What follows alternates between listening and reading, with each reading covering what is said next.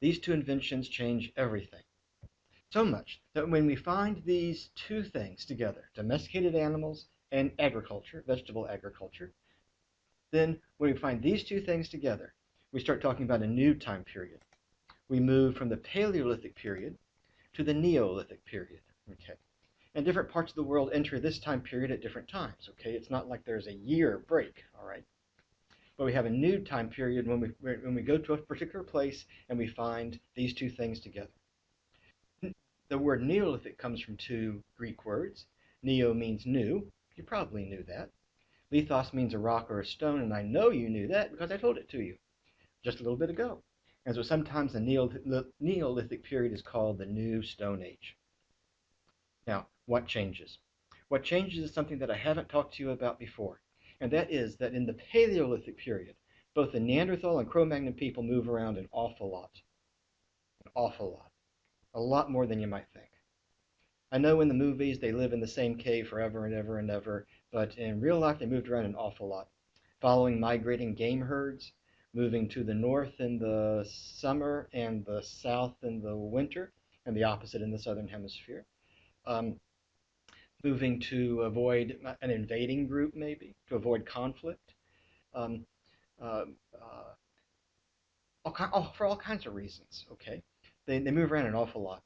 And it appears, although there's some skepticism, but it appears that these groups each had like a little map, well, not a map, but like a network of caves they would move around to in a big circle. Well, they moved around an awful lot.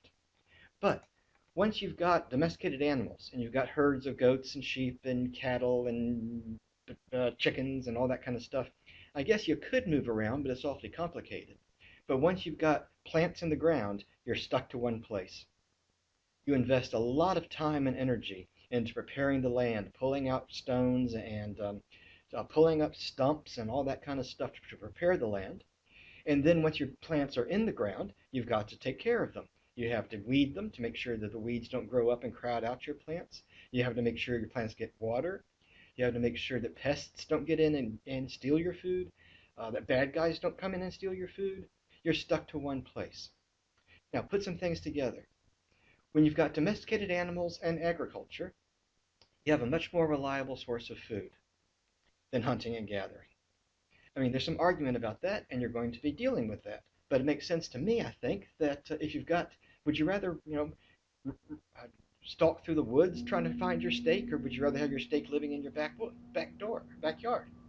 I mean, hunting is a great sport, but I'd hate to feed my family that way. Especially with my skills as a hunter, I think my family would be pretty hungry. I'd much rather have my steak in my backyard. Okay. Um, you have a much more reliable source of food. That means people are going to be healthier. That means people are going to live longer. But the big issue is that children are going to be healthier, and children are going to be much more likely to survive infancy.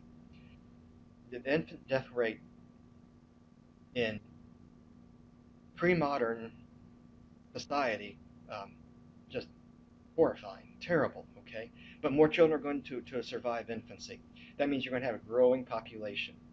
So you have more reliable source of food for people stuck in one place. You have people stuck in one place with longer lifespan, growing population, and it's not long at all in historical terms before we see the development of cities.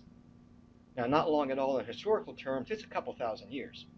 But in terms of the whole history of the human race, it's not very long at all. And soon after the development of cities, we see the development of written languages. And as you remember, when we find societies where we have cities and written languages, then we have um, civilization. Okay?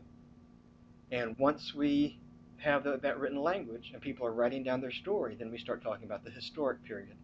So the Paleolithic period is the time between the time that these domesticated animals show and agriculture shows up in a place and that place develops a written language.